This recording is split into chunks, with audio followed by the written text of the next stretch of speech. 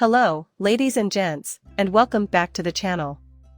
Today, we'll be discussing Ripple and XRP, along with the rest of the crypto and finance communities. And fellas, on behalf of everyone who is watching this video, I have a favor to ask.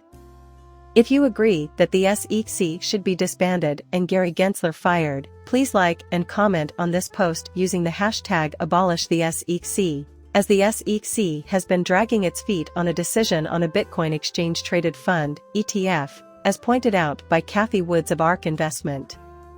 However, I can say with absolute certainty that the first ETFs to be approved will be offered by major Wall Street firms. Simply put, they don't want anyone to succeed, other than computer programs and the financial sector.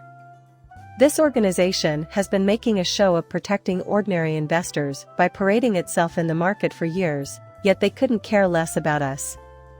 When the financial institution fails, where will they be? I get what you mean. They're saving the big boys from bankruptcy. Nonetheless, there is visibility at this level. Several alternatives exist to this. Because of this, there are a great number of Bitcoin ETFs aiming to make a spot. Considering that futures ETFs are far riskier than the rest, the fact that they are the only type to receive SEC approval is telling. They will likely use the fact that more investors are suffering losses in futures ETFs as proof. However, these spot ETFs are routinely delayed or refused. And at this point, it's just ludicrous. Regulators like Gary Gensler, who are clearly not in this for innovation, are the reason this industry is so stagnant. They are on a power trip and want to fling their ego around as much as possible. That's sad, by the way. Everybody on Wall Street will be included in the SEC's decision on Bitcoin ETFs, as can be seen here. Anticipation of a consolidated verdict for all applications has been stoked by the SEC's protracted consideration over a spot Bitcoin ETF. A final judgment is expected to come in a batch that includes significant players on Wall Street, such as BlackRock and Fidelity, and it has been a source of delay in the industry as a whole as of late. The SEC is under intense pressure to greenlight a number of these exchange-traded funds, ETFs, especially since the permitted futures-backed products are boosting investor security significantly. As I mentioned before, the SEC is currently reviewing 8 applications for a spot Bitcoin ETF in light of previous delays and denials of the crypto product in recent years. These applications come from firms like BlackRock, Banek, WisdomTree, Invesco, and the Galaxy Digital Fidelity Algori, among others. Collectively, these companies oversee about $15 trillion in assets around the world. In addition, on August 11, the U.S. market regulator opened a 21-day comment period for the ARK21 shares Bitcoin ETF as part of the filing. The SEC seeking answers on whether or not the Bitcoin market is vulnerable to manipulation and whether or not ARK21 shares proposal is designed to prevent fraudulent and manipulative acts and practices. I mean, this is hilarious, right? To be honest, I find this whole thing quite amusing. It seems like they can't stop trying to bring up scams and political manipulation here. Reverse course, if you will. Consider the standard financial system. In a word, it's absurd. Since Bitcoin ATM registrations put investors at risk of fraud, manipulation, and other abuses, the SEC should deny them. Isn't this funny? Like, when we constantly witness these same individuals throwing this industry under the bus. I can't help but wonder if they're completely oblivious to the normative reality. I mean, chill out, would you? Okay, I think we should check out the bank runs over here. The value of bank failures in 2008 was $524 billion. Okay, 2023. $532 billion thus far. Yes, you are correct in saying that. There has been more money lost in bank collapses this year than in all of 2008 combined. And the irony here is that only 3 banks have failed when well over 25 have failed elsewhere. Come on over here with me. Here's a breakdown of bank collapses by year for your perusal. Therefore, I estimate that we have between 5 and 6 years till 2023. though, revisit the year 2008. 25 occurred, followed by 157 in 2940, 2010. It's for this reason that I feel the old order is disintegrating before our eyes. And they have no desire for you to flee. And they're dead set against investors having any success. High risk, high reward, that pretty much sums up crypto, right? Many excellent options are currently available to consumers. There are many excellent resources, projects, businesses, etc. They would rather you hadn't participated. And the same can be said with XRP. Consider what transpired following the XRP ruling in the case. You've read the headlines, and you know that every maxi was on Twitter. When XRP is not cleared as either a security or a currency, it is considered partially cleared. It's still a security, just like the retail industry shakeups you've witnessed recently. Have you ever wondered why it is the case? No, you shouldn't be keeping it. They're against your financial success. It's really absurd. However, a resistance movement is forming, and people are beginning to see the light. Wendy, then Winio, Kryptonite. On Twitter, she writes. She said, I do not think we realize how lucky we are to have XRP, and Deaton did confirm that Wendy is present in all but name. Whether or not some individuals are willing to admit it, you already know. The crypto industry got lucky when 75,000 XRP holders banded together to fight back, submitting affidavits that were cited by the judge in our decision finding programmatic sales of XRP on exchanges, even when sold by Ripple, to not be securities. The crypto industry also got lucky when Library.com and Jeremy Kauffman continued to fight for LBC users demanding clarity, despite losing a summary judgment and Library being bankrupted by the SEC Gov. Naomi Brockwell did the crypto industry a solid by agreeing to be an amicus curiae in the recent Library.com summary judgment case. So that we may make an appearance in court and argue that the judge's decision should only apply to library transactions. The judge's promise to clarify on the record that his ruling did not apply to secondary transactions was crucial, and Judge Torres cited that session as evidence. In fact, even now we can observe phenomena such as the rejection of an offer to prolong holding to cover secondary sales. So, this was a major turning point. It's important that the XRP army and the work that Ripple has done in this field be recognized for their contributions. In my opinion, the most pressing issue is that too many people are failing to take into account the events of the past few years in relation to this case. It's crazy how everyone is so fixated on a single issue. Here on the crypto front, many lawmakers have turned on sleazy regulator Gary Gensler in the wake of the XRP scandal, and many others agree that Gensler's attack on Coinbase was a huge misstep. U.S. editor Cynthia Loomis is now joining us from the CoinDesk. This is another person whose crypto positions have changed frequently. She was formerly supportive of crypto but has now become hostile toward it. Her request to have a federal judge throw out the SEC's action against Coinbase was joined by those of more than a half dozen businesses and lobbying groups on Friday night.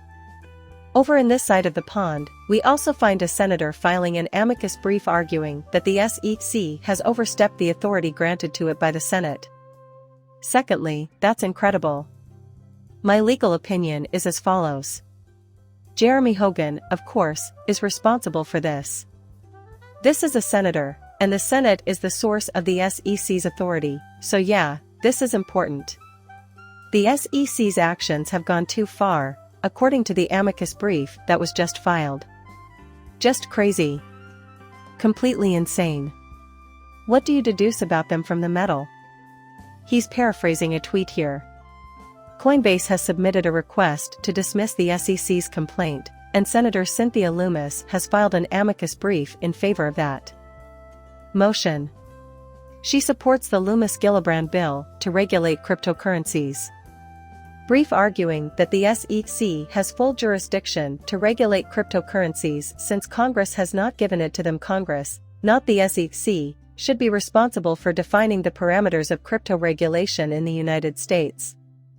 The SEC's assertion that practically all crypto assets are securities goes beyond the SEC's authority, interferes with Congress's lawmaking, and violates the separation of powers. Illumined Senator Rubio says the SEC can't legislate through enforcement. And yeah, I mean, listen, this is 100% the facts. Like, this is horrible to me. Like, the SEC has basically pushed this business into oblivion, if you will. Excellent work by the lawyers at Gender and Block. No, I didn't mean in terms of cost. As if our market cap is still $1 trillion. I'm only stating that they've hampered growth and innovation in this field. The cryptocurrency XRP, pronounced swap, is a great kept under wraps for more than 2 years. Okay, then. I mean, after we got the verdict, we definitely went out and celebrated. But we failed to even make $1. Again, I'm not someone who puts a premium on the short-term cost of something. I'm just arguing that we ought to get a lot more respect. For 2 years, we passed up fantastic chances. The holders of XRP were hit harder than everyone else in the industry, highlighting the importance of diversification if you weren't already doing so. When the lawsuit was disclosed, Ripple's reputation in the United States was irreparably damaged, and the right $15 billion was awarded in damages. And for a time there, it appeared that all hope had been lost. The demand for XRP continued unabated. I counted among them as well. During that time, I recall reading tweets predicting that the value of XRP will go to 5 cents, then to 0, and then who knows where else. It's crazy because right then and there, everyone was checking out Ripple and XRP. The XRP group represents the antagonists, Ethereum included. That's right, everyone was talking about it, including Metallic Buterin and all the Ethereum maxis. And it appears like a lot of the people who were negative about Ripple and XRP have changed their minds. They're all jubilant because they finally have proof of how revolting the SEC really is. I feel like something needs to take place around here. To ensure that the SEC and Gary Gensler have no influence in the cryptocurrency market, we must ensure that they have none at all. And that's exactly what's required. Did you hear anything from Johnny Dean recently? This all pertains to Bitrex, where I employ certain bid techniques. At some point in time, I'm going to guess around the time that H-bar was about 3.5 cents in 2021. At the time, Bitrex was the only exchange where H-bar was listed, therefore I made occasional use of it. The new date is August 10th, it was revealed today. The reason I'm bringing this up again is because the SEC is on the offensive against cryptocurrency because they don't want it to flourish. Bitrex, a marketplace for trading digital assets, and William Shara, its co-founder and former CEO, have parted ways. I hope I'm pronouncing that name correctly. They settled allegations that they run an unregistered national securities exchange broker and clearing agency OTC with Johnny Dean, who congratulated the director of the SEC's enforcement division on the settlement. How many of the investors were shielded from the compensation? Does this safeguard, compared to the BlockFi settlement, guarantee you made? Do you recall the BlockFi bankruptcy where the SEC government emerged as one of the largest creditors, outranking ordinary investors? Do you agree that it's a good outcome? When no one else in the vicinity can offer any additional insight? Just one more thing. Do you feel comfortable answering whether the SEC Ethics Office reviewed and authorized the hem and speech? Before you try to organize Wall Street or Crypto Avenue, perhaps you should get your own house in order. Have you guys become immune to justice? Since you are an upstanding member of society with nothing to hide, why don't you come on Crypto Law Us and answer a few questions? And yes, Gary Gensler has been fired with the hashtag. You know what else? The SEC is basically in charge of a mafia, if you will. And it's all for the financial industry's benefit. In light of the present state of affairs, I find it laughable. My primary point is that nobody in this country should be worth more than $100 million.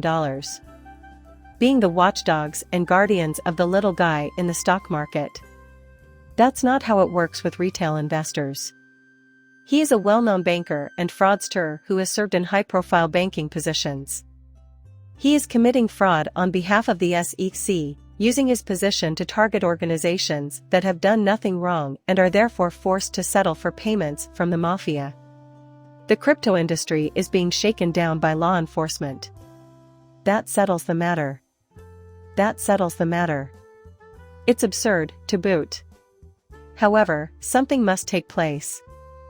For one thing, I feel like I've heard nothing except rumors and speculation about the SEC and Gary Gensler for years. A lot can be said with only words. Something needs to be done now. Finally, I'd want to thank you for watching this video. If you did, please hit the like button and sign up for our channel so we can bring you even more awesome, no-cost videos in the future. See you later, bye.